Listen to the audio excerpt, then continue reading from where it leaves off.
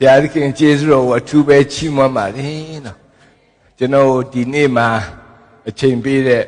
ဆရာတော်နုနုအထူးပဲကျေးဇူးတင်ပါတယ်နော်နေ့ကြီးရက်ကြီးတွေရောက်လာတယ်ဆရာနုနုများခေါ်မလားဆိုကျွန်တော်တို့ကလည်းစောင့်ရအဖြစ်လဲဆိုတော့ဒီမှာရှိတဲ့ယုံကြည်သူသားသမီးများကျွန်တော်တတိရတယ်ဘာဖြစ်လဲဆိုတော့ဒီမှာရှိတဲ့ယုံကြည်သူတွေကသူများနဲ့မတူမအိပ်ဘူးကွာနော်ဘလောက်ဟောမအိပ်ဘူးအဲဒါကြောင့်ကျွန်တော်တတိရတာဖြစ်ပါလေနော်ကိုဝင်းလျံတချင်းဆိုတယ်နော်ကိုဝင်းလျံကကျွန်တော်နဲ့တငယ်ချင်းပါလွန်ခဲ့တဲ့နှစ်ပေါင်း90သူရည်စားမရှိသေးတဲ့အချိန်မှာကျွန်တော်အတော်လေးသူ့အတွက်ကြိုးစားပေးပါတယ်ဒါပေမဲ့သူကဂီတမှာဝါဒနာပပြီးတော့မှတကယ်ဘယ်လိုပြောမလဲစတီရိုတချင်းတွေမှာကြိုးစားနေတာပေါ့ထိုးဖောက်နေတာတကယ်ပဲအင်တန်ကောင်းတဲ့အင်တန်တော်တဲ့ဂီတပညာရှင်ကျွန်တော်လည်းပဲအဲ့ဒီချိန်မှာစာပေလောကမှာကြိုးစားပြီးတော့မှထိုးဖောက်နေတဲ့အင်တန်ကောင်းတဲ့အင်တန်တော်တဲ့စာပေပညာရှင်ပေါ့မဖြစ်သေးဘူးပြောတာအဲ့တော့မဖြစ်သေးဘူးအခုလည်းပဲမဖြစ်သေးပါဘူးနော်ဒါမဲ့ကျွန်တော်တို့အဲ့လိုမျိုးနေခဲ့တဲ့နေ့ရက်တွေဆရာတတိယလားကိုဝီလန်တတိယနော်အရန်ပျော်ဖို့ကောင်းပါတယ်တချို့နာမည်ကြီးတဲ့ကျွန်တော်တို့ရဲ့တငယ်ချင်းတွေလည်းအဲ့ဒီမှာပါကြတယ်တီဝိုင်းဖွဲ့တွေစာရေးဆရာတွေကျွန်တော်တို့နေတဲ့ဒီ601ပြည်လန်းဆိုတာဂျက်ဆန်စင်တာကျွန်တော်တို့ကဒီမှာစတဲချတယ်ဟိုဘက်မှာတော့ပန်းခရမ်းပြအုပ်စုပေါ့ခင်မောင်တိုးတို့ဘာလို့သူတို့ကအဲ့ဘက်မှာကျွန်တော်တို့ဒီဘက်မှာတိတ်ပျော်စရာကောင်းခဲ့တဲ့အချိန်လူငယ်အချိန်ပေါ့အဲ့တော့ကျွန်တော်တို့မိတ်ဆွေတချို့ပေါ့တေးကုန်ပြီတကယ်ပြန်စဉ်းစားကြည့်အဲ့ဒီဝင်းထဲမှာကျွန်တော်တို့နေခဲ့တာဆရာနဲ့ကျွန်တော်2ယောက်ပဲကြံတယ်ကြံတဲ့နော်စွန်ကျဲတို့ဘာလို့မရှိတော့ဘူးနော်ရိုးသားဆိုတော့ကြီးတွေမရှိတော့ဘူးကွာအဲ့တော့အန်ဩစရာဖျားခင်ကကျွန်တော်တို့2ယောက်ကိုထားသေးတယ်ပြီးတော့ဒီနေရာမှာလည်းအတူတကွလာပြီးတော့မှ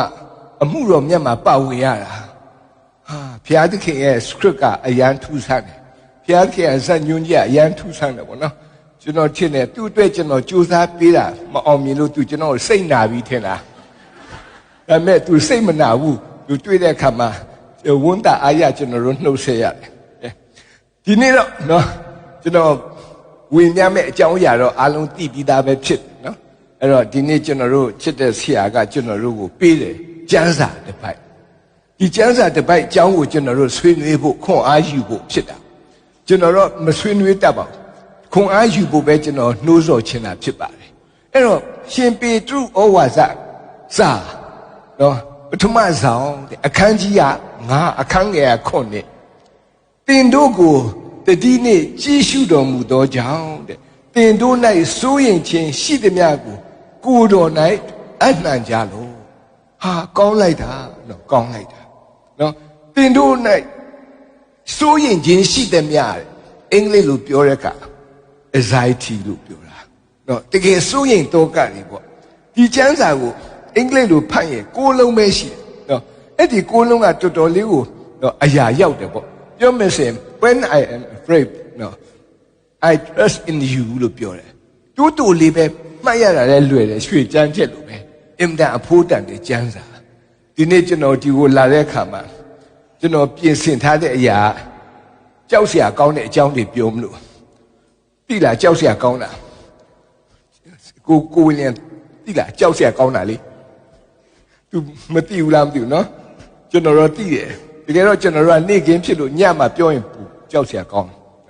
ကြောက်စရာကောင်းတဲ့အကြောင်းတွေလောကမှာအများကြီးရှိတယ်ကျွန်တော်စာအုပ်တအုပ်ဖတ်ရတယ် six fear တဲ့လောကမှာကြောက်စရာကောင်းတဲ့အရာ6မျိုးရှိတယ်လူတိုင်းကြုံတွေ့ရတယ်အဲ့တော့မကြောက်ဘူးလို့မပြောနဲ့အဲ့ဒါကိုသွားတွေးရင်ကြောက်တာပဲတဲ့ကျွန်တော်တို့ကိုယ့်ကိုအရန်တက်တိရှိတယ်လို့အောင်းမိတယ်မဟုတ်ဘူးလောကမှာကြောက်စရာတွေအများကြီးရှိတယ်အဲ့တော့ကျွန်တော်လူတယောက်အကြောင်းပြောပြချက်ဒီလူကထိုင်းနိုင်ငံမှာအလုပ်သွားလုပ်တာထိုင်းနိုင်ငံမှာသွားတဲ့အခါမှာ तू က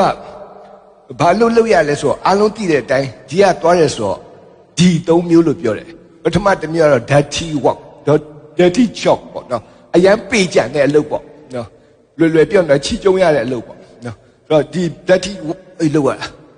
ဟာလုပ်ရတယ်ဘာဖြစ်ဆိုတခြားမလုပ်တတ်ဘူးလေဒုတိယတစ်ခုကတော့ဘာလဲဆိုရင် difficult job တဲ့အရန်ခက်ခဲတဲ့အလုပ်သူများလုပ်တာခက်ခဲ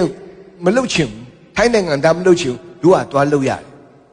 နော်တတိယတစ်မျိုးကတော့ dangerous ဖြစ်တယ်အရန်အန္တရာယ်များတဲ့အလုပ်တဲ့အဲ့ဒီအလုပ်ကိုလုပ်ရတယ်အဲ့တော့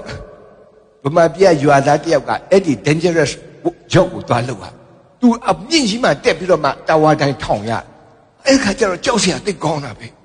သူတက်ရတယ်ဆင်းရတယ်အန္တရာယ်ရှိတယ်ကြောက်စရာကောင်းတယ်သူ့ကိုပြောတယ်မင်းကွာတကယ်တတိရှိရနော်ဒီလောက်ဟာကြီးကမင်းမကြောက်လားဟာကြောက်တာဗောမကြောက်ရင်တန်းနဲ့မင်းတက်နိုင်ဆင်းနိုင်နော်သူကဟုတ်တယ်တက်နိုင်ဆင်းနိုင်တယ်ဘာဖြစ်လို့လဲဆိုသူ့အိတ်ထဲမှာသူ့ကိုမကြောက်အောင်လှုပ်ထားတဲ့ဓာတ်ပုံတစ်ပုံရှိတယ်တဲ့ဟုတ်လားဘလို့ဓာတ်ပုံလဲဖျားဓာတ်ပုံလားဘဒုဓာတ်ပုံလဲထုတ်လိုက်တဲ့အခါမှာသူ့မိမဓာတ်ပုံဖြစ်ဟာဘာဖြစ်လို့ဒီမိမဓာတ်ပုံကြီးကမင်းကိုအားပေးလဲငါဒီဓာတ်ပုံကြည့်လိုက်တဲ့အခါမှာတဲ့ဒီအလုပ်ကကြောက်စရာမကောင်းဓာတ်ထက်ကြောက်စရာကောင်းတာအဲ့တော့ကြောက်စရာကောင်းတယ်နော်အဲ့တော့ကြောက်စရာကောင်းတဲ့ဥစ္စာကြီးကိုမြင်တဲ့အခါကျတော့ဟိုကမကြောက်တော့လုပ်တယ်ဒါကတော့လူဆိုတော့ဒီလိုခွန်အားယူတာပေါ့ဒီဓာတ်ပုံခွန်အားယူကိုနော်ကျွန်တော်တို့ကိုဒေးဗစ်ကြီးဘယ်လိုနေလဲကြောက်လားမကြောက်ပါဘူးနော်အဲ့တော့ဒီဒေးဗစ်မဟုတ်ဘူးကျမ်းစာထဲကဒေးဗစ်ကျမ်းစာထဲကဒေးဗစ်လည်းကြောက်တယ်ကျွန်တော်တို့ထင်တာဟာဂိုလိယကြီးတောင်နိုင်တာပဲဒီကောင်နော်ဟိုကနိုင်တယ်တရားနိုင်ဒါပေမဲ့သူလည်းကြောက်တဲ့အချိန်ရှိတယ်နော်ကျွန်တော်တို့ဆန်လာ56ဖတ်တဲ့အခါမှာတော်တော်လေးကိုသူကြောက်တာကိုကျွန်တော်တို့တွေ့ရနော်အဲ့တော့အဲ့ဒီခေါင်းစဉ်ကဘာလဲဆိုရင်ဒါဝိဒ်ဒီတဲ့ဂါသမြို့မှာဖိလိတိလူတို့လက်တို့ရောက်တော့အခါဆက်ဆိုတော့ဆန်လာတယ်ကြောက်တာကိုဆရာအဲ့ဒီမှာဘလို့ရေးထားလဲအိုးဖျားသခင်ကျွန်ုပ်ကိုတနာတော်မူပါလူတို့ဒီကြိုက်စားအံ့တော့ငါဒေါသနဲ့နေ့တိုင်းတိုက်၍ကျွန်ုပ်ကိုနှိပ်စက်ပါ၏ဒါအခန်း1ပဲရှိတယ်ဆက်ဖတ်သူဘလောက်ကြောက်တယ်ဆိုတာရေးထားတာဒါပေမဲ့အဲ့ဒီကြောက်တဲ့အခါမှာ तू ကဘာပြောလဲဆိုဖြစ် तू ကြောက်တဲ့အခါ when I am afraid နော် I will trust in you तू ကကြတော့ဟိုဓာတ်ပုံကြီးမကြည့်ဘဲနဲ့ဘသူစီကိုသွားလဲဖျားစီကိုသွားတာဖျားကိုခိုးလုံတာ तू ကလူပါ तू ကလူလေနော်ဒါဝိတ်ကနော်အဲ့တော့ तू ကအဲ့ဒီကိုသွားပြီးတော့မှချင်းကတ်တဲ့အခါမှာ तू အသက်တာကကြောက်ချင်းကနေကင်းလို့ရတယ်အဲ့တော့ဒီနေ့ကြောက်တယ်လို့ပြောတဲ့အခါမှာတနည်းအားဖြင့်ကျွန်တော်တို့စိုးရင်လို့ကြောက်တာစိုးရင်လို့ကြောက်တာဖြစ်တယ်အဲ့တော့ကျွန်တော်ဖတ်ရတဲ့စာအုပ်ကလေးတစ်အုပ်နာမည်က Six Fear တဲ့နော်ကြောက်တာ6မျိုးရှိတယ်အဲ့ဒီ6မျိုးနဲ့တိုးရင်လူတိုင်းကြောက်တယ်ဘာဖြစ်လို့လဲနံပါတ်1တစ်ခုကလူတွေဟာဆင်းရဲမှကိုကြောက်တယ်တဲ့ဟာဟုတ်လားဆင်းရဲမှကြောက်တာပေါ့ဆင်းရဲခဲ့လို့ရှိရင်သမင်းစားစရာမရှိဘူးဆင်းရဲခဲ့လို့ရှိရင်နေစရာမရှိဘူးဆင်းရဲတဲ့အခါလူရမဝင်ဘူးဟာဆိုးလိုက်တဲ့ဥစ္စာအဲ့တော့လူဘယ်သူမှမဆင်းရဲချင်ဘူးနေရင်ထိုင်နေကျွန်တော်တို့ဆင်းရဲမှစိုးရိမ်လို့ဘာလုပ်တယ်လဲဆိုရှင်မိဘတွေကစာတင်နေလို့စာမတင်ဆင်းရဲမယ်ဆင်းရဲမှကြောက်တာမိဘတွေလည်းစိုးရိမ်တယ်ကျွန်တော်တို့လည်းစိုးရိမ်တယ်ဒါပေမဲ့အဲ့ဒီfear of poverty ဆိုတာတကယ်တော့ကျွန်တော်တို့ကြုံတွေ့ရတဲ့အရာပဲဒီနေ့အိုးမြစ်ကြီးတန်းမှာသူများတွေဆန်တပီကို1000ခွဲ2000ပေးစားရတယ်ဒီလူတွေစိုးရိမ်နေပြီရှိတဲ့ပစ္စံဆံဝယ်လို့ကိုယ်ရင်တော့ဘာနဲ့စားမလဲအရာခက်ခဲစိုးရိမ်တာပဲဆင်းရဲမှကြောက်တယ်တဲ့အဲ့တော့ဆင်းရဲမှကြောက်တဲ့အခါမှာကျတော့ကျွန်တော်တို့ကတော့မဆင်းရဲအောင်ဘယ်လိုလုပ်မလဲကျမ်းစာကတော့သူကမဆင်းရဲအောင်ဘာလုပ်ရမလဲဆိုဖျားခင်ကိုခိုးလုံဖို့ပြောတာအဲ့တော့ဖျားခင်ကိုခိုးလုံရင်မဆင်းရဲဘူးလားဟုတ်တယ်ဖျားခင်ကိုခိုးလုံရင်မဆင်းရဲဘူးတချို့ကျွန်တော်တို့ line ပေါ်မှာအပြင်မှာလည်းကျွန်တော်တို့တွေ့မှာဓမ္မဆရာတချို့တော့ဒီ prosperity နဲ့ဆိုင်တဲ့ဟာတွေသူကဟောပြောတယ်နော်ကျမ်းမာတဲ့တရားချမ်းသာတဲ့တရားဟောတယ်ကျွန်တော်တို့နားထောင်တယ်ကျွန်တော်တို့ခံယူတယ်ဘာဖြစ်လဲကျွန်တော်တို့ဆင်းရဲမှကြောက်တယ်လေတချို့ကတော့အမျိုးမျိုးပြောဒါပေမဲ့သူပြောတာလဲနှုတ်ကပတ်တော်ပဲကျွန်တော်တို့အပြစ်မပြောပါဘာဖြစ်လဲဆိုတော့ကျွန်တော်တို့ဆင်းရဲမှကြောက်တယ်ဒီတရားဝင်နာတဲ့ခါကျွန်တော်တို့တိဆောက်เสียဖြစ်တာဟုတ်အဲ့တော့လူတွေကနံပါတ်1ဆင်းရဲမှကိုကြောက်တယ်ဒုတိယတစ်ခုကတော့ဘာကိုကြောက်လဲဆိုတော့အိုလာမှကိုကြောက်တာတဲ့အိုလာမှကြောက်တယ်ကျွန်တော် main ကလေးတယောက်တွေ့ဘူးတဲ့ဒီအတင်းတော်လဲသူမကြလာတယ်ဟိုးနော်ဟိုခဝဲချံမှာနေတဲ့ main ကလေးအင်မတန်ရုပ်ချိုးတယ်ကွာမျက်ခုံးတစ်ခုကတခါတည်း ဆွဲထားသလိုပဲကျွန်တော်ကြည့်တယ်ဒီမျက်ခုံးတစ်ခုကတစ်ဖက်တစ်ဖက်10သိန်းလောက်တက်ဘာဖြစ်လို့လဲဆိုတော့အခုမျက်ခုံးမရှိတဲ့လူကဆေးသွားထိုးရင်10သိန်းမကဘူးပြရတယ်နော်တက်တူးထိုးတာလေဒါတော့မှသူဟာလောက်မလှဘူးတူတူလှပဲဒီကလေးမလေးမျက်ခုံးကကျန်တာမပြောဘူးမျက်ခုံးပဲပြောသေးတာဆိုတော့သူကလှနေတော့လှနေတယ်မြတ်အရန်လှတယ်တော့ဆိုနောက်တနေ့သူကရှိုးထုတ်လာတာပေါ့ဘာဖြစ်လို့လဲဆိုတော့သူလည်းမလှမှာကိုကြောက်တယ်လေအဲ့တော့တဖြည်းဖြည်းနဲ့ကျွန်တော်တို့အသက်တာမှာလှတဲ့အရာတွေကတဖြည်းဖြည်းခြောက်တွေ့လာကြောက်စရာကောင်းတယ်အခုလွန်ခဲ့တဲ့နှစ်50ကကိုဝီလျံကဒီပုံမဟုတ်သူ့ကိုကြည့်လိုက်ရင်အစင်လေးပဲနော်ကြည့်လိုက်ရင်အစင်လေးပဲနော်နည်းနည်းကြီးရဲ့ဖွားကြီးဆိုသူ့ကိုအရန်ဖေပါပေးတာသူသွားလဲကော့နာပဲဒီလိုမျိုးကုန်းမဟုတ်ဘူးနော်အခုအရင်တော့ကဆိုရင်တော့တကယ်စတိုင်နဲ့ပေါ့အခုတော့သူခင်ဗျာဂျင်းနဲ့ပဲနေရတော့တာအဲဆိုဂျင်းထည့်လို့ရအောင်ဂျင်းအင်ယူရပါနော်မကြဘူးအခုဒါနောက်ထပ်တော့10နှစ်လောက်ဆိုရင်ကျွန်တော်တို့80ရှိပြီနော်အဲ့ခါကျရင်သူလည်းကျွန်တော်ကိုကြည့်ချင်မှာမဟုတ်ကျွန်တော်လည်းသူ့ကိုကြည့်ချင်တာမဟုတ်အိုမင်းလာမှာကိုကျွန်တော်တို့ကြောက်တာအိုမင်းလာစပင်ဖြူလာမယ်ဒါတော့ဆိုးလို့ရတာပေါ့သွားကျိုးလာမယ်ထိုးထဲအတစ်ဒါပေမဲ့မလွယ်ဘူးအရင်လိုမတူကျွန်တော်ကျေးဇူးတော်ကြောင့်ဒီအိုတဲ့အကြောင်းကိုပြောတဲ့အခါကျွန်တော်မိမအခုကန်ဆာယောဂဖြစ်သူဖြစ်တဲ့အခါမှာသူစဖြစ်တဲ့နေ့ကစပြီးကျွန်တော်တခါမှမရှိတော့ဘာဖြစ်ဆိုအရန်စိတ်ဆင်းရဲရတယ်နော်ဒီကကြီးကတော်တော်ပင်ပန်းတဲ့အလုပ်ပဲကျွန်တော်လည်းပဲသူ့ကိုတွေ့တော့တနာတယ်ကွာတနာတယ်သူကလည်းတနာအောင်တော့မနေဘူးကွာနော်သူကလည်းနော်သူကသာမတတ်နိုင်တော့တာနော်ဒီတဲ့အတိုင်းပဲမုံမင်းကလေးဆိုတော့ခတ်ဆွာပဲနော်ဒါပေမဲ့ကျွန်တော်ကသူ့ကိုကြည်တနာတယ်ကွာအဲ့ဒါကြောင့်ကျွန်တော်မရှိတော့သူလည်းမရှိဘူးဝေဒနာခံတော့ကျွန်တော်တို့အိမ်မှာရင်မောခြင်းကဆုံးတက်သွားတာကြာပြီ။ဩဂတ်စက်တင်ဘာအောက်တိုဘာနိုဝင်ဘာဒီဇင်ဘာဇန်နဝါရီ6လ9လဘယ်သူမှမရှိဘူး။ကျွန်တော်လည်းမရှိဘူးသူလည်းမရှိဘူး။ဝမ်းနေနေတာဒီနေ့ကျတော့ကျွန်တော်သူများကျန်းစာတင်တန်းဖိတ်တော့တွားလိုက်တာ။သူပြောတယ်မြန်သွားမြန်ပြန်လာအေးပါမြန်သွားပါ။ဒါပေမဲ့တွားတဲ့နေရာရွာရောက်တဲ့ခါကျတော့သူတို့ကလည်းအရန်ပဲကျွန်တော်ကိုချစ်ကြပါတယ်။အတင်းတော့၄ပါးစုပြီးတော့မှသူတို့လုပ်တယ်နေကင်းကြတော့ထမင်းကျွေးတာကြက်သားကြီးပဲကျွေးတာကောင်းလိုက်တာတော့တိုးချက်စားမှာပဲစိတ်ကူးတာတရားပြောတယ်ဆရာအဲ့ဒါမစားနဲ့ဘာဖြစ်လို့လဲခင်ဗျားအတွက် special ကြက်သားချက်ထားတယ်ဘာဖြစ်လို့လဲခင်ဗျားကိုချစ်တဲ့ဖွာကြီးတယောက်ကခင်ဗျားကိုဖိတ်ပါပြောတဲ့ကသူမွေးထားတဲ့ကြက်ကနော်အဲ့ဒီကြက်ကိုပဲချက်ကျွေးခိုင်းတာတဲ့ခင်ဗျားကိုဖိတ်တာ3နှစ်ရှိပြီမလာလို့အခုအဲ့ဒီကြက်ကလည်း3နှစ်4နှစ်ဖြစ်သွားပြီအဲ့ဒီကြက်ပဲစားရမှာ तू အဲ့ဒီကြက်ကိုပဲ तू မွေးထားတာတွားကြည့်လိုက်တော့ကြက်ဖကြီးနော်မာအဲ့ဒီကြက်ကြီးကို तू ချက်ပြီးတော့မှဒါဘယ်သူမှမစားရဘူးငါတို့ဆရာပဲစားရ तू ချစ်တာတော့ကောင်းပါလေနော်ဒါပေမဲ့စလဲကြိုက်လိုက်ရောအချင်းနေမကောင်းနှစ်ခါသုံးခါလောက်ကြိုက်လိုက်တော့အရှိရသွားကျိုးတော့အသက်80သွားဆိုတော့မခိုင်တော့အဲ့ဒီအသက်4နှစ်5နှစ်6နှစ်လောက်ရှိရဲ့ကြက်ကြီးနဲ့သွားတိုးတော့ကျိုးသွားကျိုးလဲကျိုးဒုက္ခညနေပိုင်းကျတော့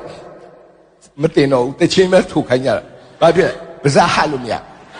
ပါးစားဟလိုက်တာနဲ့ကိုရုပ်ကြီးကတော်တော်ဆိုးအလေကောင်တက်ကျွန်တော်အိမ်ပြန်လာတတိမြကျွန်တော်မိမပြဟဲ့ဘယ်လိုလဲဒီနေ့နေနေတာအဆင်ပြေလားသူကကျွန်တော်ကြည့်ပြီးအားရပါရရှိတယ်ဘာဖြစ်လို့ရှိတာလဲနေကိုနေမှန်တယ်မှာသွားကြည့်စမ်းမှန်တယ်မှာသွားကြည့်တော့အလေကောင်ဟောင်းလောင်းကိုရုပ်မို့လို့အားနာလို့သူများရုပ်ဆိုရင်ကျွန်တော်ကြီးပါနော်ကိုရုပ်ဆိုနည်းနည်းစိတ်ဆိုသူ့ကိုပြောတယ်ဟေး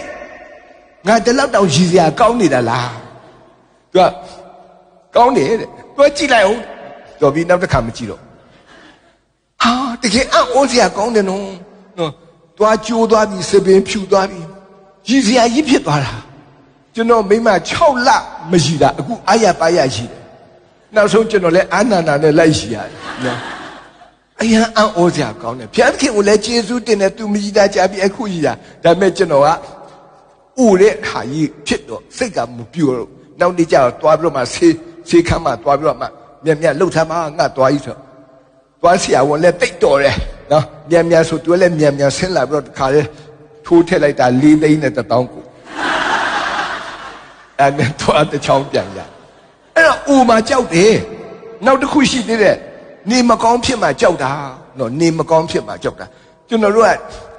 လူတယောက်နေမကောင်းဘူးဆိုရင်2မျိုးပဲရှိရတယ်တစ်မျိုးကကောင်းကင်နိုင်ငံသွားမှာတစ်မျိုးကအိမ်ပြန်လာဒါပေမဲ့ပြန်နေကောင်းဖို့က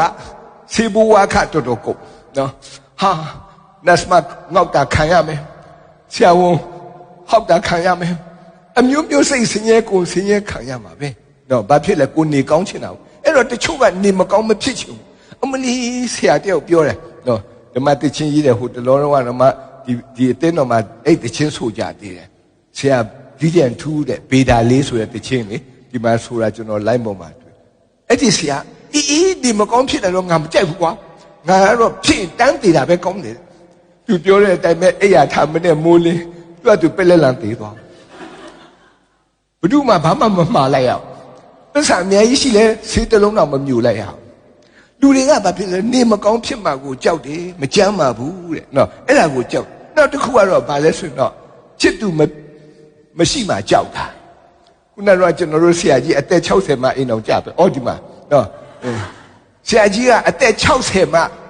အိမ်အောင်ကြတယ်အဲ့ဒီ60မတိုင်ခင်ဘယ်လောက်တောင်စိတ်ပူလဲဘုရားသခင်ကျွန်တော်မိမရပါတော့မလားစိတ်ပူတာဗောရပြန်တော့လဲဆရာဘုရားသခင်နော်ကျွန်တော်တို့ဘယ်လောက်ကြာဒီနေ့ကျွန်တော်တို့နော်ချစ်သူတွေပြစ်မှာကိုကြောက်တာကိုရှိတယ်တဲ့နော်နောက်တစ်ခုကတော့ဘာလဲဆိုသူများဝေဖန်မှာကြောက်တာကျွန်တော်တို့ကရင်ပြည်နယ်သွားတော့ဆရာတယောက်ကကလေး10ယောက်ရှိကလေးက10ယောက်ရှိတော့သူများရသူ့ကိုတွေ့ဟာဆရာခင်ဗျားကလေးကများလိုက်လားခင်ဗျားအမှုတော်ဆောင်နော်ကျမ်းစာတော့မသိဘူးနော်တရားလည်းကောင်းကောင်းမဟုတ်ဘူးဒါပဲလုပ်နေလားမသိဘူးနော်ကလေးကများလိုက်တာပြောသူကကြာတော့ရှက်လာနော်စီဝေးတွေပဲတွိုင်းအနောက်မှာပဲနေတယ်အရှိမမတော့ဘာဖြစ်ဆိုသူများကဲ့ရဲ့လားစိုးရိမ်လားကြောက်တာဆရာတယောက်ကျတော့လက်ကလေးကတယောက်မှမရှိပြန်ဟေးဆရာခင်ဗျားမိမကအမြုံကြီးတာပြောပြန်ရောနော်ခင်ဗျားကဘယ်လိုလဲမစွမ်းဘူးလားဘာပေးရမလဲအမျိုးမျိုးပြောတဲ့ခါစိတ်ကညစ်တာနော်ဓမ္မဆရာပြင်မလဲသူကဝေဖန်တာကိုခံရတာကြောက်တယ်နောက်ဆုံးတစ်ခုကတော့တေးသွားမှကြောက်တာအဲ့တော့တချို့လူတွေကတေးမှတေးကြောက်ဒါကကျွန်တော်တို့ကြောက်ရတဲ့အကြောင်းအရာကြောက်စရာကောင်းတဲ့အရာ6မျိုးကျွန်တော်မိတ်ဆွေတယောက်ရှိတယ်သူကဘာပြောဆိုဒုက္ခပဲတဲ့ဆရာကျွန်တော်မတေးချင်ဘူးတဲ့မြို့ဘယ်သူကတေးခံလို့လဲမဟုတ်ဘူးတဲ့ကျွန်တော်တေးသွားရင်ဒုက္ခဟုတ်တယ်တေးသွားရင်ဒုက္ခဘာဖြစ်လို့လဲကျွန်တော်အမွေတွေဘယ်သူကိုပေးခဲ့ရမှမသိဘူးတဲ့သူစိတ်ပူတာကောင်းကင်နိုင်ငံမဝင်ရမှာမဟုတ်ဘူးသူစိတ်ပူတာသူ့အိမ်အစုပ်ကလေးကိုသူများယူမှဆိုလို့တဲ့ကဲကြည့်ပါဦးအဲ့တော့အမျိုးမျိုးသောအရာတွေကိုကျွန်တော်တို့ကြောက်တယ်ဒီနေ့ကျွန်တော်တို့ကြောက်တယ်ကဲဟုတ်ပြီဒီနေ့ကျွန်တော်တို့ဘာဖြစ်လို့ကြောက်ရတာလဲဘာဖြစ်လို့ကျွန်တော်တို့ကြောက်ရတာလဲကြပြလေးတစ်ပုဒ်ရှိတယ် Elizabeth နော်ချစ်နေဆိုတဲ့ main ကလေးတယောက်ကရေးထားတာ Elizabeth ချစ်နေဆိုတဲ့ main ကလေးတယောက်ကသူရေးထားတဲ့ကြပြလေးကတူလေးပဲနှစ်ပိုက်ပဲပါတယ်အဲ့ဒီကြပြနှစ်ပိုက်မှာသူကဘာရေးထားလဲဆိုဘာခေါ်လဲ Sparrow ဘာခေါ်ဒီလဲအေးစကလေးတစ်ကောင်နဲ့ဟို Robin ငှက်နှစ်ကောင်စကားပြောတယ်နော်အဲ့တော့ Robin ငှက်ဆိုတာငှက်ဝါဝါလေးပေါ့အဲ့ဒီငှက်ကလေးကပြောတယ်တဲ့နော်သူတို့နှစ်ကောင်စကားပြောတဲ့အခါမှာစကလေးကဘာပြောလဲဆိုတော့တငယ်ချင်းရေးတဲ့ငါအရန်သိရှင်တဲ့အရာတစ်ခုရှိတယ်ဘာလဲဆိုရင်လူတွေဟာပြာရာခတ်ပြီးတော့မှနော်စိတ်ပူနေကြတယ်တဲ့နော်ဟိုပြေးဒီပြေးနဲ့နော်အလုတ်သိပ်များနေကြတယ်ဘာဖြစ်လို့မှန်းလဲငါအသိရှင်တယ်နောက်တစ်ခါသူ့ရဲ့တငယ်ချင်းကပြန်ပြောတယ်ရောဘင်ကတငယ်ချင်းငါလည်းမသိဘူးတဲ့ဒါပေမဲ့တဲ့ငါထင်တာတော့သူတို့မှာကောင်းကင်ဖတ်ခင်မရှိဘူးနဲ့တူတယ်ငါတို့ကိုဂယုစိုက်တဲ့လူတွေငါတို့ကိုတော့ပြုစုတဲ့အဖတ်ဖျားခင်ရှိပေမဲ့သူတို့မှာမရှိဘူးနဲ့တူတယ်တဲ့ကြပြလေးကရိုးရိုးလေးပဲဒါပေမဲ့အဲ့ဒီကြပြလေးကကဘာကျော်တဲ့ကြပြလေးပဲဘာဖြစ်လို့လဲဆိုတော့ငှက်ကလေးနဲ့ကောင်ကစကားပြောတာလူတွေကိုကြည့်ပြီးလူတွေအတင်းတုံနေတာပေါ့ဒါပေမဲ့အဲ့ဒီလူတွေဘာဖြစ်လို့ဒီလိုပြာရခတ်လဲငါတို့လိုအေးစစ်စစ်မနေနိုင်ဘူးဘာဖြစ်လဲသူတို့မှာကောင်းကင်ဖတ်ခင်မရှိဘူးနဲ့တူတယ်အဲ့တော့ဒီနေရာမှာကျွန်တော်တို့သင်ရန်စာကျွန်တော်တို့ကငှက်ကလေးတွေထက်တောင်မှပို့ပြီးတော့မှနော်တန်ဖိုးကြီးတော့လည်းပဲဝိညာဉ်ရမှာအားနေတယ်ဆိုတဲ့အကြောင်းလေးပဲဖြစ်တယ်နော်အဲ့တော့ said the robin to sparrow that I should really like to know why these anxious human beings that rush about and worry so. Patama the baika. Dunya the baika said the sparrow to the robin. Friend, I think that it must be that they have no heavenly father such as care for you and me. Ero di kebia liga imtama general tinyan sa pide ya phit ba le no. Ero di ni ro di kebia li ye aphe ko no ကျွန်တော်တို့ဒီအတင်းတော်မှာကြားရတာဖြစ်ပါလေနော်ဒီနေ့ကျွန်တော်တို့ဆရာတော်ကကျွန်တော်တို့ပေးထားတဲ့ခေါင်းစဉ်ပေးခဲ့တဲ့ကျမ်းစာကတော့ဒီကဗျာလေးရဲ့အဖြစ်ပဲဖြစ်ပါလေနော်အဲ့တော့ဒီနေ့ဆက်ပြီးတော့မှကျွန်တော်တို့ဖော်ပြချင်တဲ့အရာကကျွန်တော်တို့ခုတင်တို့ကိုတတိနေ့ကြည့်ရှုတော်မူသောကြောင့်တင်တို့စိုးရင်ချင်းရှိသည်မြကိုတော်၌အနှံ့လုံးခုနပြောတာတော့စိုးရင်ချင်းအားလုံးကိုပြောတာဖြစ်ပါအခုအဲ့ဒီစိုးရင်ချင်းတွေကိုကြုံလာတဲ့အခါမှာကျွန်တော်တို့ဘယ်လိုလုပ်လဲနံပါတ်1ဘုရားသခင်ရဲ့တကူတော်မှာခိုလုံပါတဲ့ဘုရားသခင်ရဲ့တကူတော်ပါဝါလို့ခေါ်တယ်အဲ့ဒီပါဝါမှာကျွန်တော်တို့ခိုလုံဖို့ရန်ဖြစ်ပါလေကျွန်တော်တို့အသက်တာခီးမှာဒီလိုကြောက်စရာကောင်းတဲ့အရာကိုကြုံတွေ့တဲ့အခါမှာဘုရားသခင်ရဲ့တကူတော်အောက်မေ့ပါနော်ဒီဆာလံကျမ်း93အငယ်4မှာရေများဟုံးတန်တဲ့တကွသမုတ်တရားလှိုင်းတဘိုးသည်အာကြီးသည်ထက်ထာဝရဘုရားသည်မြင့်သောအရာ၌တာ၍တကူကြီးတော်မူ၏တဲ့နော်ဒုတိယကမ္ဘာစစ်အကြောင်းပြောချင်အဲ့ဒီမှာဘာတွေ့ရလဲဆိုတော့စစ်တိုက်တဲ့အခါမှာဒီအင်္ဂလန်ပြည်ကလူတွေကစစ်မနိုင်တော့နောက်ဆုံးကြတော့သူတို့ကဒီအင်္ဂလန်ရေလက်ကြားကိုဖျက်ပြီးတော့မှ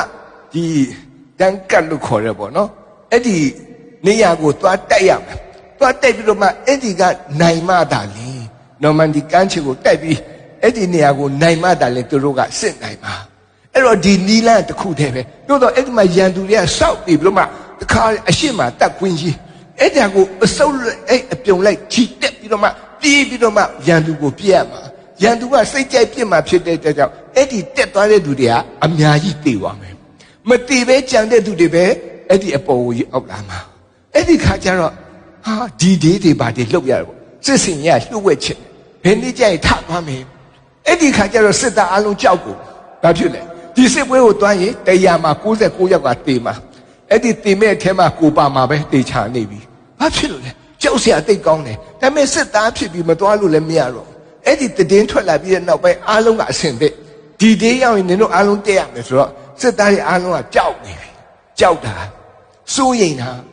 သူတို့ကြီးပဲလားဆိုတော့မဟုတ်ဘူးသူတို့မိမလည်းပဲကြောက်သူတို့မိမလည်းပဲစိုးရိမ်အဲ့ဒီအချိန်မှာတဲ့ဂျိမ်းဆိုတဲ့စစ်သားတယောက်ရှိတယ်သူလည်းကြောက်တာပဲစစ်သားတော့စစ်သားပေါ့ဒါပေမဲ့ကြည့်လိုက်တော့ဒါကိုတေမဲ့လမ်းကြီးပဲတရားမှာ69ယောက်တေပြီးမှနိုင်မဲ့ပွဲကြီးပဲအဲ့တော့ဘယ်လိုလုပ်သူတို့မိမကိုတွေ့ရတာဒါနောက်ဆုံးပဲသူတို့ရဲ့သားကိုတွေ့တာဒါနောက်ဆုံးပဲသူတို့နောက်ဆုံးတရက်နေ့ရက်လေးပဲကြံတဲ့ချိန်မှာအိမ်မှာအချိန်ဖြုံးတယ်သူတို့လည်းပဲသူမိမစဉ်းစားတယ်သူလည်းအရန်စိတ်ပူနေပြီဟာငါယောက်ျားကိုတွေ့တာနောက်ဆုံးပဲဘယ်လိုလုပ်မလဲနောက်ဆုံးသူတတိယဖះเจ้าသွားပြီးဆုတောင်းမယ်သူဖះเจ้าကိုပြေးတယ်သူတို့ရွာလေးမှာရှိတဲ့ဖះเจ้าဖះเจ้าလေးရောက်အမလီအော်ရဘာဖြစ်လဲဖះเจ้าတစ်ချောင်းလုံးစစ်သားမိမနဲ့ပြေးနေပြီ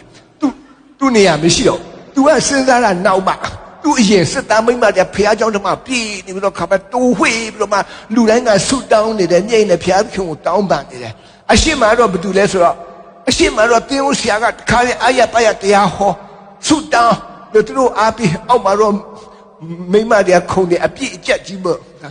အဲ့ဒါသူဘယ်နာမှာဝယ်မှာမသိဘူးနောက်ဆုံးကျတော့သူလည်းလျှောက်တိုးရင်းနဲ့ဘေးနားမှာနေရာလေးတဲ့နေရာရသူဝင်ထိုင်သူလည်းသူများလိုပဲဆုတောင်းတာဆုတောင်းတဲ့အခါမှာသူမျက်စိရှိမှကျန်းစာတအုပ်ရှိတယ်အဲ့ကျန်းစာပွင့်နေတယ်အောက်မှာလည်းသူများမှင်းနီတားထားအဲ့ဒါနဲ့သူကောက်ဖတ်ကြည့်ထာဝရဘုရားသည်စိုးစံ၍အာနုဘော်နှင့်တန်ဆန်းဆင်တော်မူ၏ထာဝရဘုရားသည်ထိုကဲ့သို့ဝတ်ဆင်၍ခွန်အားကိုခါပန်းစီးတော်မူ၏တို့ဖြစ်၍လောကဓာတ်သည်မလှုပ်ရှားနိုင်အောင်တည်လျက်ရှိ၏တဲ့နော်60ခုမြောက်သောဆန္ဒငယ်တဲ့အဲ့ဒါလည်းဖတ်လိုက်ရောသူစိတ်ထဲမှာတကယ်ငြိမ်သက်ခြင်းရပါအော်လိုက်တာဟာဘုရားခင်ကွယ်ကမယ်ဘုရားခင်တကူရှိရလေငါဘာမှစိုးရင်စရာမလိုဘူးသူဆုတောင်းပြီးသူပြန်လာတာတဲ့ အဲ့ဒီမှာမပြန်လာသေးတဲ့စစ်သားမိန်းမတွေအများကြီးအမှဆူတောင်းတော့ပဲဒါပေမဲ့သူကဒီကျမ်းစာကိုရတဲ့အခါမှာဘုရားသခင်ရဲ့တကူတော်ကိုသူခံစားရတယ်ဘုရားသခင်ရဲ့တကူတော်ကိုသူသိရပြီးသူပြန်လာသူငြိမ်သက်နောက်တစ်နေ့မှသူယောက်ျားအဲ့ဒီစစ်ပွဲသွားရဒဏ်ကမှာတိုက်တယ်တေကြတဲ့အများကြီးပဲအားလုံးသိတဲ့အတိုင်းသူလည်းပဲသူယောက်ျားတေလဲတေမယ်ဆိုတာသူလက်ခံတယ်နော်စစ်သားဖြစ်တာသို့တော်လည်းပဲစစ်ပွဲပြီးတဲ့အခါဂျိမ်းစ်ပြန်လာဂျိမ်းပြန်လာတာတွေ့တဲ့အခါမှာသူကတခါသူယောက်ျားလက်ကိုဆွဲပြီးခုနဖျားအကြောင်းကိုတွားဖျားရုံကိုတွားတော့သူ့လူပဲလာပြီးတော့မှကျေးဇူးချီးမွမ်းတဲ့မိမတွေအများကြီးတဲ့စစ်သားမိမတွေသူကနေရာမရပြန်သူစောင့်ရတယ်ဒါပေမဲ့အချိန်တန်လို့သူရတဲ့ခါသူပြောတယ်ဖျားခင်ကဂတိတည်ရဲတာဒီဖျားကဂတိတည်ရဲတဲ့ဖျားခင်ကခွန်အားရှိတဲ့ကောင်းမြတ်တဲ့ဖျားဖြစ်တယ်ကျမကိုယ်တိုင်နဲ့ဒီအနောက်ဆုံးမှလာပြီးဆုတောင်းနေတာအခုကျမယောက်ျား69ယောက်တည်းထဲမှာမပါဘူးတဲ့သူဝမ်းသာပြီးတော့သူတဲ့ကျန်တဲ့လူတွေအားလုံးကသူ့စကားနားမထောင်သူကတော့အာရပါတက်တယ်ခံနားမထောင်ဘာဖြစ်သူတို့အားလုံးမှလည်းအဲ့ဒါလိုပဲတူညီတဲ့ခံစားမှုတွေရှိတယ်တူညီတဲ့ဝန်ခံမှုတွေရှိတယ်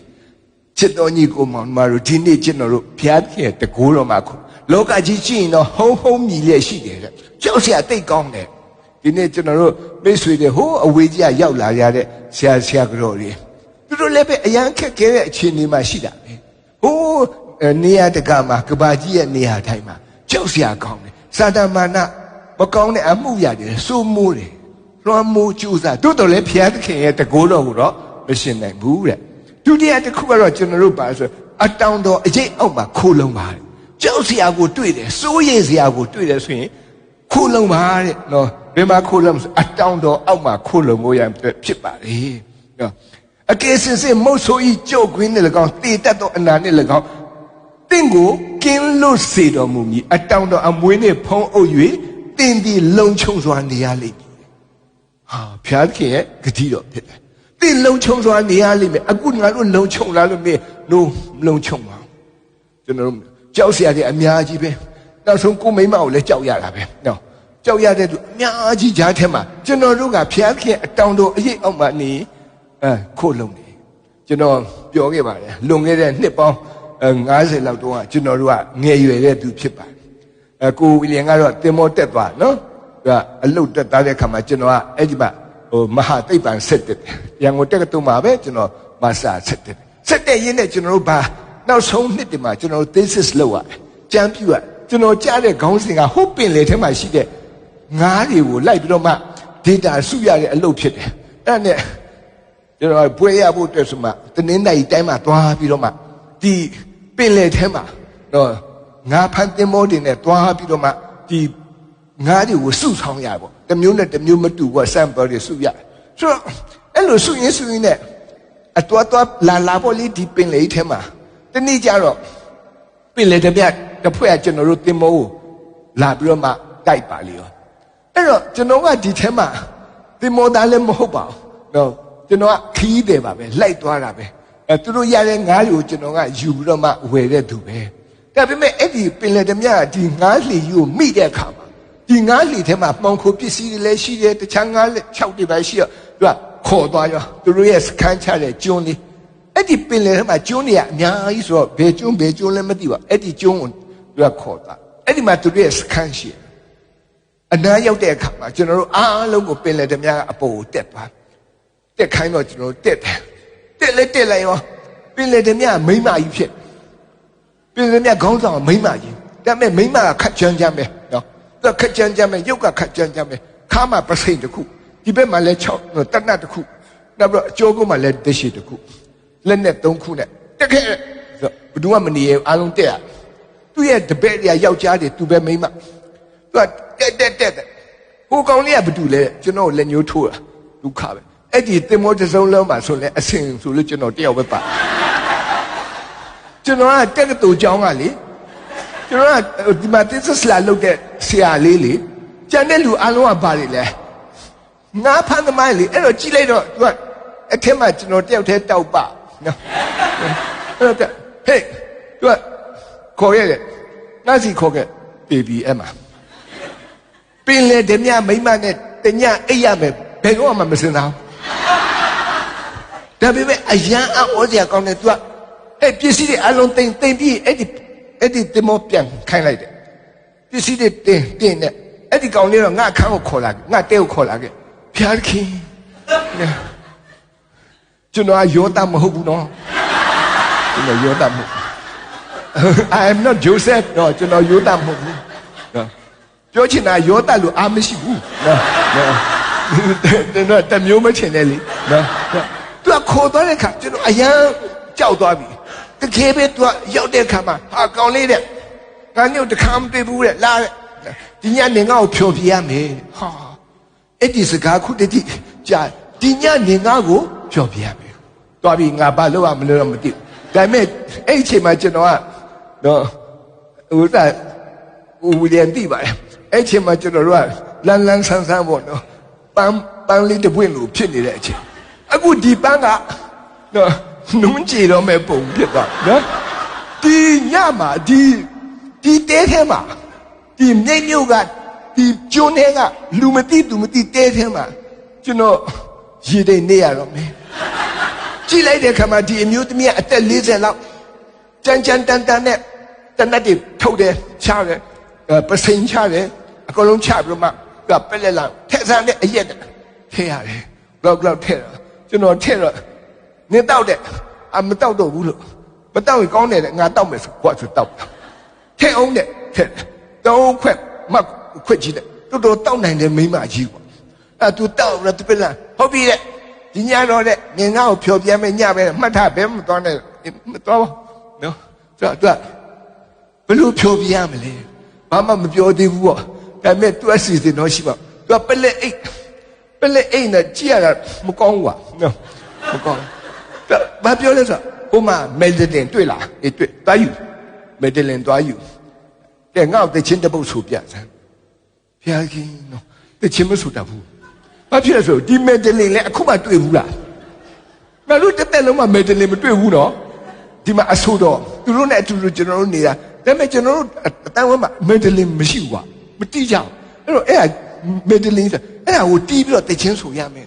You know, Piaki. A young GB, no. You know what? Yotamobu. No. You know, 20 Lemia Budiniama. Piat came again, you know, TV, no.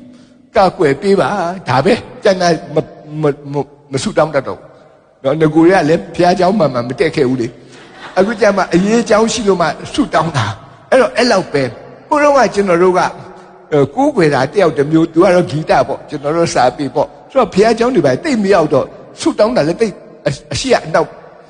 Do the legend of the Quera. You're that 20 years. They met too hard, Chochola Lali. Yam, Chelsea, I did. There be many, the national. Yell there come out. Do you know, call us Namishi, Concholi, call it. Concholi.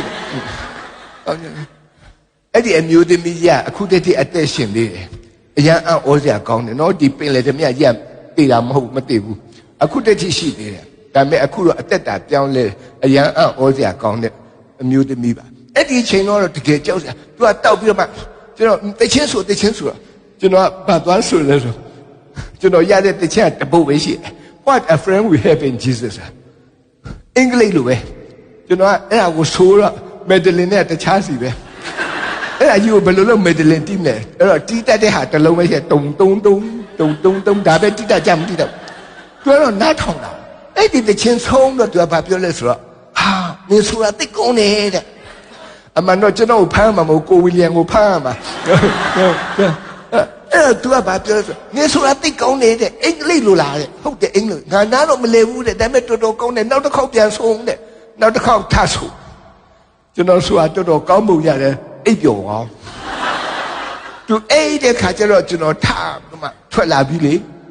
Eddie Guna Piama, your general Liama Piamu. A young old come there. Do up, you know, Yaulama, hard a Yaula, Pian Yazula. How can you room Pianula? Piamlu, the Jimaja Bilu, Jide, Jimate Bilu, Jijano, Twelumia, Jitella. Jesus, Pian King, I know, song Bila, Mohoni, Eddie, Dinisi Banach, Rama. Tell me, Eddie, Ozia gone there, appear, you know, Joan can appear. Didn't no, the amused media, no, but Lube, ကျွန်တော်ကအဲ့ဒီအန်ဂျယ်ထဲမှာရောက်ပြီးကြောက်စရာအကောင်းဆုံးပဲကျွန်တော်ဘဝမှာအဲ့လောက်ကြောက်စရာကောင်းတာမရှိဘူးဒါကြောင့်တချို့ main ကလေးတွေပါလေသူများဖမ်းခေါ်သွားသူတို့ဘယ်လောက်ကြောက်လဲဆိုကျွန်တော်ကိုချင်းစားတယ်ကျွန်တော်ယောက်ျားတောင်တော်တော်ကြောက်တာနော်အဲ့တော့ကြောက်စရာကောင်းတဲ့အခါမှာဘုရားခင်ရဲ့အတောင်တော်အရေးအောက်မှာခိုလုံဖို့ဖြစ်တယ်တဲ့ကဲနောက်တစ်ခုကတော့ဂတိတော်မှာခိုလုံပါတယ်၃ခုပဲနော်နံပါတ်3တစ်ချက်ကကျွန်တော်တို့ကြောက်တဲ့အခါမှာဘုရားခင်ရဲ့ဂတိတော်မှာခိုလုံပါကျွန်တော်တို့စိုးရင်တဲ့အခါမှာဘုရားခင်ရဲ့ဂတိတော်မှာခိုလုံပါတဲ့ငါဤဘုရားသခင်ဒီဘုံအာနုဘော်တိုင်းစောင်းတွေတော်မူသောအစည်းအဝေးရှိသည့်အတိုင်းတင်တို့အလိုရှိသည်များတို့ကိုယေရှုခရစ်အားဖြင့်ပြည့်စုံတော်မူလိမ့်မည်ဆိုမှဖော်ပြတယ်အဲ့တော့ဖိလိပ္ပိဩဝါဒစာခန်းကြီး၄အငယ်16ဖြစ်ပါတယ်ကျွန်တော်မော်လဝီမှာကြောင်းတက်တော့ငယ်သေးတယ်ကျွန်တော်တငယ်ချင်းတယောက်ရှိတယ်ခင်ဝင်းနဲ့အင်မတန်တွက်လက်ပြီးတော့မှအင်မတန်ဆိုရတယ်အဲ့ဒီအမျိုးသမီးကနော်ပကူကမိတ်ကလေးတရုတ်မှလေသူကမြန်လဲမြန်တယ်ကွာလှင်လဲလှင်တယ်ကွာနော်အဲ့တော့ဘတ်စကားစီးရင်သူကအရင်ဆုံးပြည့်တက်ပြီးနေရာဥထားတယ်လာတဲ့သူကအဲ့ဒီလိုမျိုးကျွန်တော်တို့ကမဥနိုင်ဘူးသူကဥနိုင်တယ်မြန်မှမြန်နော်ကြည့်ရတာတခါဟိုနှစ်တစ်ထောင်ကြာဘန်းစားထားလားမသိဘူးအဲ့ဒါလောက်အားကောင်းတာတခါတက်တရုတ်ဟုတ်တယ်ဆိုကျွန်တော်တို့ကတဲ့အမြဲတမ်းနင်တို့ကတော်တော်အားရနော်ယောက်ျားလေးတွေဖြစ်ပြီးတော့နော်ဘာဖြစ်တညာဖြစ်ပြီးသူနေရာဥလားအဲ့ဒါလို့အားကိုးရတဲ့ main ကလေးပါဒါပေမဲ့အခုကျွန်တော်ပြန်တွေ့တဲ့အခါကျတော့ဘတ်စကားစီးဖို့နေတာသူတုံချိနဲ့လမ်းလျှောက်ကြာသွားပြီတော့ကြာသွားပြီဟဲနင်ဘလို့ဖြစ်တာလဲဘာမှမပြောနဲ့ဘုရားသခင်ငါ့ပေါ်မှာကောင်းမြတ်တယ်ဟာဘုရားသခင်ကနင့်ပေါ်မှာဘလို့ကောင်းမြတ်လဲငါလေးတဲ့ငယ်တော့ဆိုနင်ပြည့်တဲ့အယမ်းမြတ်တယ်နော်ဘတ်စကားဒီပိုင်းငါခုံတက်တာအသားလေးပဲတဲ့နင်တို့အတွက်တောင်နေရာဥထားပေးတယ်ဘုရားခင်ငါ့ကိုခွန်အားပေးတယ်ငါအသက်ကြီးလာတဲ့အသက်40ရောက်တဲ့ခါအဲ့လိုမလုပ်နိုင်တော့ဘတ်စကားလည်းမတက်စီးနိုင်တော့တဲ့ခါမှာဘုရားခင်ငါ့ကိုပတ်စံပေးတယ်တဲ့ငါသွားချင်တယ်ဆိုရင်တက္ကစီနဲ့သွားတာဟာအဲ့လိုကြီးလားဟုတ်တယ်အခုကျတော့ငါတက္ကစီသမားနဲ့အဆင်မပြေဘူးတက္ကစီကိုပြောရတာတမျိုးအဲ့ဒီတက္ကစီစီကိုသွားတာတမျိုးငါမလုပ်နိုင်တော့ဘူးတဲ့အဲ့ခါမှာဘုရားခင်ကငါ့ကိုပတ်စံမပေးတော့ဘူးတဲ့မော်တော်ကားပေးတယ်ဟောအဲ့ဒါနဲ့ငါအခုဆိုမော်တော်ကားနဲ့အေးဆေးသွားရတယ်ဘုရားကျောင်းသွားတယ်ကနေကဘယ်လိုလုပ်ကားမောင်းလဲငါမောင်းဖို့မလုပ်တဲ့ငါယောက်ျားဟာဒရိုင်ဘာပဲတဲ့အဲ့နဲ့သူ့ယောက်ျားကလည်းပတ်စံမရတဲ့ဒရိုင်ဘာဖြစ်သွားဘုရားသခင်အရန်ကောင်းမြတ်တဲ့ဘုရားသခင်ကငကိုကငေါ့လေပတ်စံမပေးရတဲ့ဒရိုင်ဘာလည်းပဲထားပြီးတာတဲ့အိုးသူ့ဘုရားသခင်ကတော်တော်ကောင်းနော်သူ့ပေါ်မှာဘယ်လောက်ကောင်းလဲသူဒီနေ့ကျွန်တော်တို့ကြောက်စရာကောင်းတဲ့အရာအများကြီးရှိတော့လေဘုရားသခင်ဂတိတော်က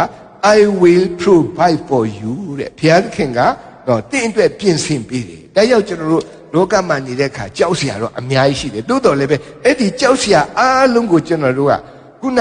ဆရာကြီးပြောတဲ့နှုတ်ကပတ်တော်နဲ့ကျွန်တော်တို့ခွန်အားယူနိုင်တယ်တော်လှန်နိုင်တယ်တင်တို့ကိုတတိနဲ့ကြည်ရှုတော်မူသောကြောင့်တင်တို့၌စိုးရင်ချင်းရှိသည်များတို့ကိုကိုယ်တော်၌အလုံးနဲ့ကိုယ်တော်၌အလုံးအဲ့တော့အဲ့ဒီဂတိတော်တွေကအင်တမအရေးကြီးတယ်ဂတိတော်တွေကတော့အများကြီးဖြစ်တယ်တိုးတော်လည်းပဲဒီနေ့ကျွန်တော်ဂတိတော်၄ခုနဲ့ပဲကျွန်တော်ဒီကုန်းချုပ်ဖို့ရန်ပြင်ဆင်ထားတာဖြစ်ပါလေနော်ကျွန်တော်တို့အသက်တာမှာစိုးရင်ချင်းဒီစိုးရင်ချင်းတွေကိုဂတိတော်နဲ့ပယ်တတ်ဖို့ဖြစ်ပါတယ်နံပါတ်1တစ်ချက်ကတော့ကျွန်တော်တို့စိတ်ပူတဲ့သူတွေအတွက်ဂတိတော်ရှိတယ်ဒီပညာရှင်တွေကတော့ကျွန်တော်တို့စိုးရင်တဲ့အကြောင်းသူတို့ကဘာနဲ့ပြောလဲဆိုရင်ကျွန်တော်တို့ရဲ့စိတ်နဲ့ပတ်သက်တဲ့အရာဖြစ်တယ်အဲ့တော့လောကမှာနေတဲ့အခါမှာစိုးရင်တဲ့လူတွေကိုမင်းစိတ်ပူတယ်စိတ်ပူတဲ့လူရှိလားဒီမှာလက်ညှိုးထောင်ကြည့်ပါအောင်စိတ်ပူတတ်တဲ့လူတော်သေးတဲ့အဖို့ရှိလို့တော့စိတ်ပူတယ်ဒုတိယတစ်မျိုးကတော့ဘာဆိုစိတ်နာတာနော်စိတ်နာတာဒီနေ့လည်းပဲကျွန်တော်တို့ချစ်ရတဲ့အဆိုတော်ကြီးမလာဘူးလားဆိုတော့လူပြိုကြီးမလာဘူးလားဟောတွားပြီစိတ်နာတဲ့အမှုလည်းပဲရှိတယ်နော်စိတ်နာတယ်သူမရှိလို့ပြောရတာနောက်တစ်ခုကတော့တချို့လူတွေကဘာဖြစ်လဲစိတ်ပြက်တယ်ဒီမှာရောက်နေဟုတ်တယ်စိတ်ပြက်နော်စိတ်ပြက်တဲ့လူလည်းပဲရှိတယ်ပြီလားစိတ်ပြက်တဲ့လူနောက်တစ်ခုကတော့စိတ်ပြက်တဲ့လူတွေလည်းပဲရှိတယ်အဲ့ဒီလူ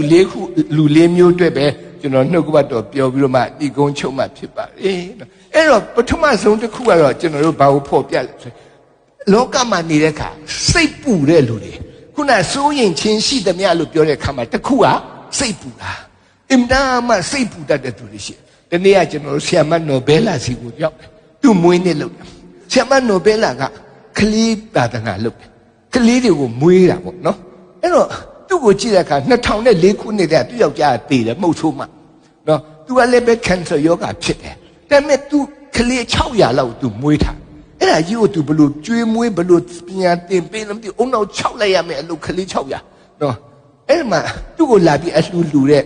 ကိုအာတုဆိုတဲ့တထေးတယောက်ရှိတယ်သူကပြောတာဆရာမဘလို့များဆရာမဒီအလုပ်ကိုလုပ်တာလဲကျွန်တော်ကလေး2ယောက်ထင်းတဲ့တောင်တိုင်ပတ်နေတာတဲ့ဟောနော်သူက2ယောက်ထင်းတဲ့တိုင်ပတ်တယ်ဟိုက600ကတာရပဲသူကဘာပြောလဲဆိုအိုးနော်ဖျားသခင်နှုတ်ကပတ်တော်ရှိတယ်လေနော်စိတ်ပူဖို့မလိုဘူးတဲ့သူစိတ်မပူဘူးတဲ့မနဲ့ဖန်တွဲတယ်ဝန်လေး၍ပင်ပန်းတော်သူအပေါင်းငါထန့်တို့လာပါငါချမ်းသာပေးမယ်လို့ပြောထားတယ်တဲ့အဲ့ဒါကြောင့်ဖျားသခင်စီပြီးတော့ကျွန်တော်တို့စကားပြောတော့မှကလေးတယောက်သူများလာပို့တေးတေးလေးရက်40ပဲရှိတယ်တဲ့ဘယ်ရလဲဆိုတော့လမ်းဘေးကရတာလဲတေတော့မှာတဲ့ဒီကလေးကအဲ့ဒါကြောင့်မလို့ဆရာမကြီးလက်ခံပါဆိုဟဲအဲ့ဒီကလေးကိုတွေ့တော့သူကဘာပြောဟဲအတော်ပဲတဲ့နင်တို့ကလေးဒီကလေးလေးရလာပြီဆိုဆရာဆူတောင်းလိုက်အလကားဆူတောင်းပြရနော်ဆူတောင်းပြဆူတောင်းနေတော့မှအဲ့ကလေးကလည်းអော်လိုက်တာမပြောနဲ့တော့နားတော့ညီးတဲ့ဒုက္ခပဲနော်ဒီကလေးကလည်းကြည့်လိုက်တော့လေဒီကလေးကလည်းမချိုးဘူးပါစက်လည်းအကျိန်ဘယ်ရလာမှလည်းမသိဘူးဒါပေမဲ့ तू ကတခါတည်းချက်ချင်းစရင်သွင်းတယ်အဖေနာမယ်သူ့ယောက်ျား2004ခုနှစ်ကသေးနေပြီအခုမှကလေးမွေးတယ်အမေနာမယ်သူ့နာမယ်65နှစ်အသက်ဟဲ့နင်တို့ဟာဟုတ်တယ်တဲ့ကျမတန်းတဲ့သူအဲ့လိုလုပ်တယ်ကျွန်တော်ဘေးကကြည့်ပြီးတော့အရန်အံ့ဩတယ်ဗမာပြည်မှာ2004ခုနှစ်ကတည်တဲ့လူလည်းပဲကလေးမွေးတယ်နော်65နှစ်ရှိတဲ့မိန်းမကြီးနဲ့လည်းပဲကလေးမွေးတယ်တို့တော့လည်းပဲကလေး6သူမပူဘူးတဲ့ဘာဖြစ်လို့လဲသူစိုးရင်တဲ့အရာ worry အားလုံးကိုဖျားခင်လက်ထဲမှာအပ်ထားတယ်ဒီနေ့ကျွန်တော်တို့အဲ့ဒီတင်ရန်စာအတိုင်းပဲစိတ်ပူတဲ့သူတွေနော်ဖျားခင်ရဲ့ဂတိတော်ရှိတယ်နော်ဘယ်မှုကိုမြတ်စိုးရင်ချင်းမရှိပဲအရာ၌ကျေးဇူးတော်ကိုချီးမွမ်းဖို့ဖြစ်ပါလေနော်ကဲဒုတိယတစ်ခုကစိတ်နာတာစိတ်နာဘူးလားကျွန်တော်တို့လူပြိုကြီးစိတ်နာမယ်ထင်တယ်နော်တချင်းအောင်ရှိရစိတ်နာလို့ကောင်းတုံးပဲလားကွယ်အဲ့လေဟုတ်တယ်နော်လားကျွန်တော်သူ့ကိုကြည့်ရတယ်လဲစိတ်နာတဲ့ပုံမှာပဲနော်အဲ့တော့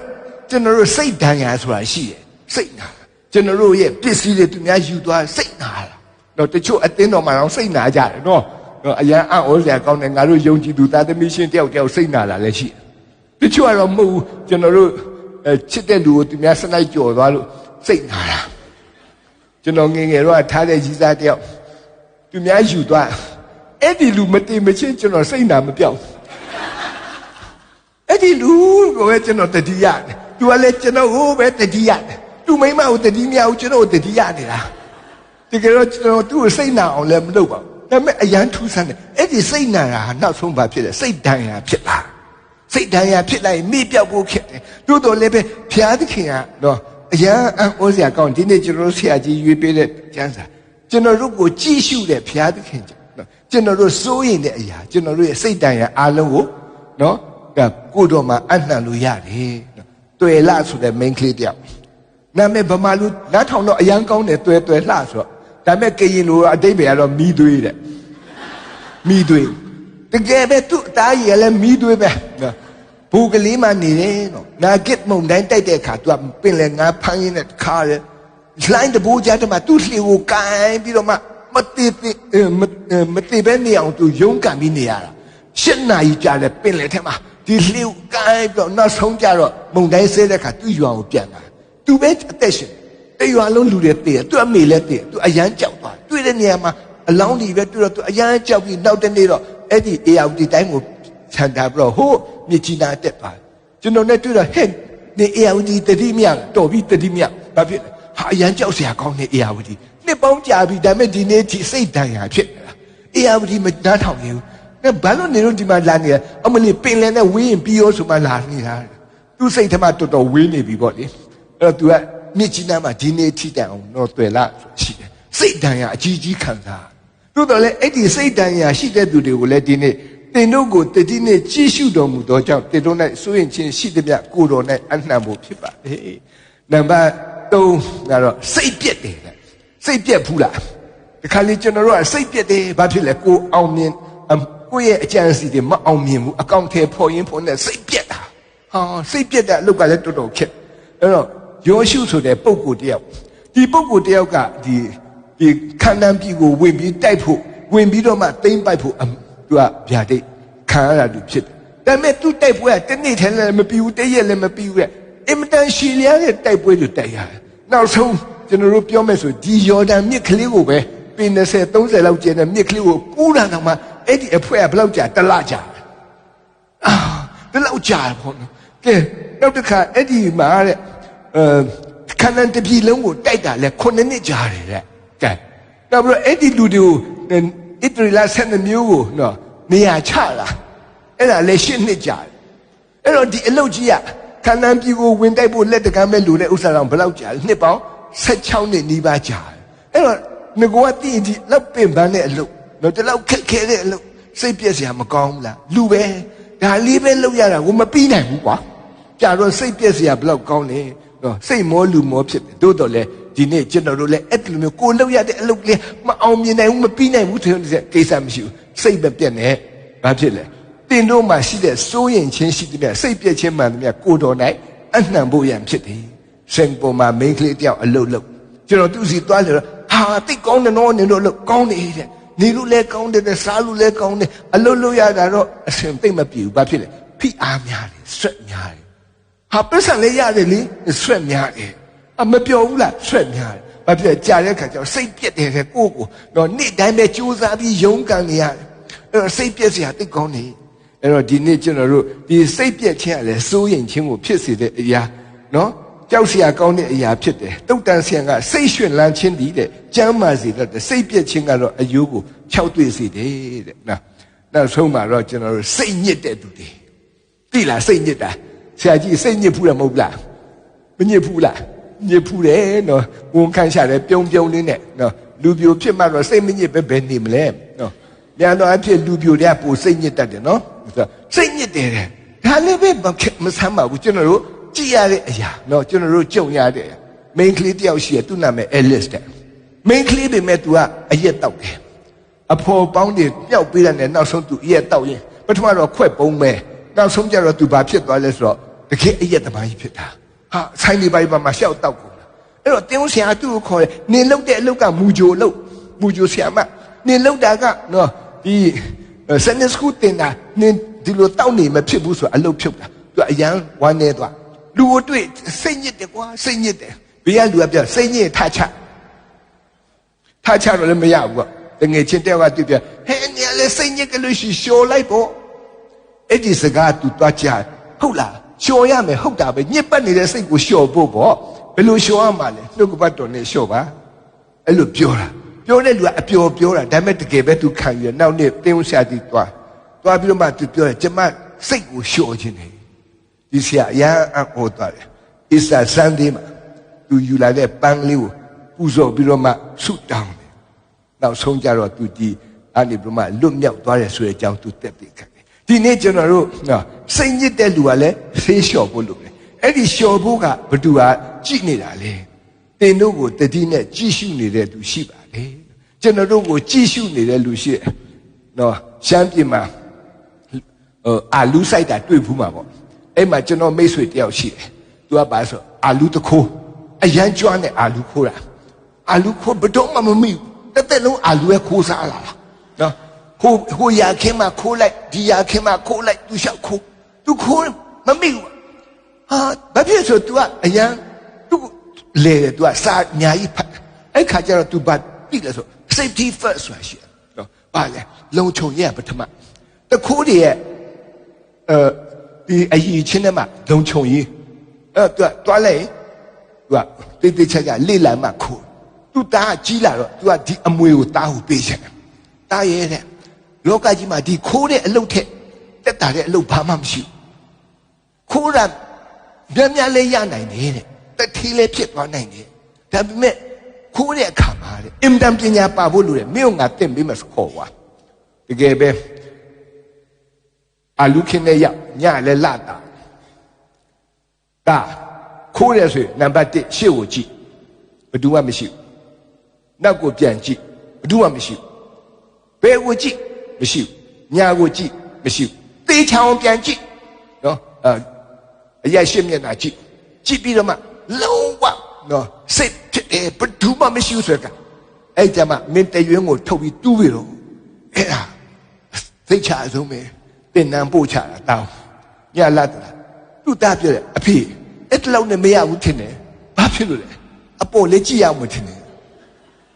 ဘာလို့အပေါ်ကြည့်ရမလဲကျွန်တော်တို့စနေဆူဆရာမပြောတယ်ဖျားသခင်အပေါ်ကနေအမြဲတမ်းကြည့်နေတာအမြဲတမ်းကြည့်ရှုနေတာတဲ့အဲ့တော့အပေါ်လေးကြည့်ရမယ်ထင်တယ်ဖျားသခင်မရှိမှတူးလို့ဖြစ်မယ်ဆိုသူအရင်ဆက်တော့မင်းအဲ့ဒါဘာလို့ပြောတာလဲကျွန်တော်တို့တင်းဦးဆရာပြောတာကျွန်တော်တို့မှုဟိုစားဆရာပြောတာသူအရင်စိတ်ဆိုးတာအဲ့ဆရာကငါတို့မဖြစ်ပါဘူးကွာနောက်နေ့လက်တင်မရတင်တိုင်းအဲ့ကောင်မိုးပေါ်ပဲမမော့ကြည့်နော်မဖြစ်တော့ဘူးဒီကောင်တခိုးတော့မဖြစ်ဆိုဆရာလက်ထက်အပ်ထားအဲ့မှာဆရာကဒီမှာပဲသူတော့အပ်ထားတဲ့ကဒီဆရာတွန်းတင်တာနောက်ဆုံးဒီလိုတောင်ကြီးပန်တခွာဘက်မှာရှိတဲ့နော်ဓမ္မအမှုတော်ဆောင်ဖြစ်လာတယ်နော်ကျွန်တော်တင်တဲ့ဆရာမရဲ့အမျိုးပဲဖြစ်မှာ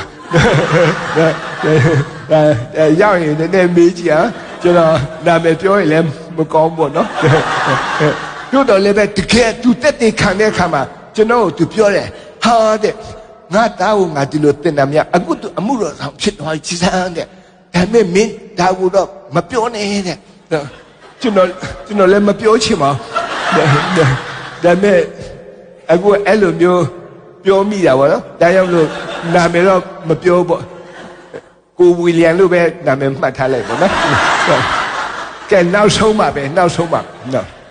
ဆိုတော့ဒီကျမ်းစာဒီနေ့ကျွန်တော်အရန်ဝမ်းတာတယ်ဘာဖြစ်လဲဆိုတော့ဒီကျမ်းစာကဒီနေ့လိုအချိန်မျိုးမှအရန်လိုအပ်တယ်ကျွန်တော်တို့ကိုကြည်နေတဲ့သူရှိတယ်တတိနဲ့ကြည်ရှုတဲ့သူရှိတယ်ကျွန်တော်တို့စိုးရင်ချင်းကိုလည်းကျွန်တော်တို့ကြားပြီးပြီကျွန်တော်တို့ကြည်စီနောက်ဆုံးကျွန်တော်တို့ဘာပဲလုပ်မလဲကိုတော်၌အနှံကြလို့တဲ့ကိုတော်၌အနှံကြလို့အဲ့တော့ဘလို့အနှံလဲတကယ်ပဲအနှံရမှာနော်ကျွန်တော်တို့ကမအနှံနိုင်ဘူးအောင်မလေကိုယ့်ဟာကိုယ်ပဲနော်မာနကြီးနဲ့တင်းခံနောက်ဆုံးအဆင်မပြေဘူးသို့တော်လည်းအနှံလိုက်ရင်အရာအလုံးကပြီးသွားကျမ်းစာပြောတဲ့အနှံကြပါကျွန်တော်တို့ယူမှာဟိုတုန်းကစစ်ဖြစ်တယ်စစ်ဖြစ်တဲ့အခါကျွန်တော်တို့ပဲခူးရိုးမှာဆိုရင်ကွန်မြူနတီရှိရကွာကျွန်တော်တို့ရွာထဲမှာစစ်သားရှိကွန်မြူနတီနဲ့စစ်သားစစ်ဆိုင်တယ်ဒါပေမဲ့ဒီခါမှမပြစ်ကြနော်ပြစ်လို့ပါနော်ခလုတ်တိုက်နေဦးမယ်ဒါရကနီးမှအဲ့ဒါလိုမျိုးစစ်ဆိုင်တဲ့အခါမှာကျွန်တော်တို့ရွာသူရွာသားတွေကဟုတ်ပဲခူးရိုးမှာကိုသွားပြီးတော့မှ